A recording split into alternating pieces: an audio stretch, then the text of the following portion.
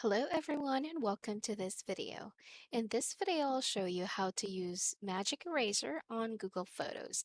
This is a new feature that Google Photos offer and let's try and see if it works. So first let's open our Google Photos app and then I'll just take a quick photo from my gallery. Now, when you've chosen the photo, go ahead and tap on Edit. And then we want to go to Tools.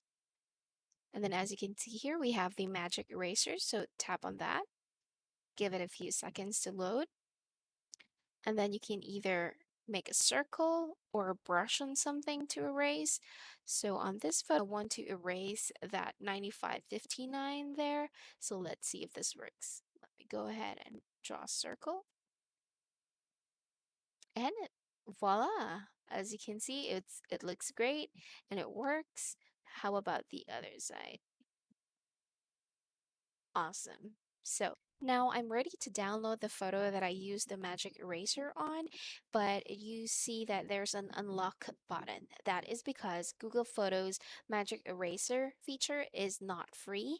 It is part of a Google One subscription. So once you're subscribed in their plan, then you'll be able to freely use the magic eraser feature. If this video was helpful, please like and subscribe to our channel.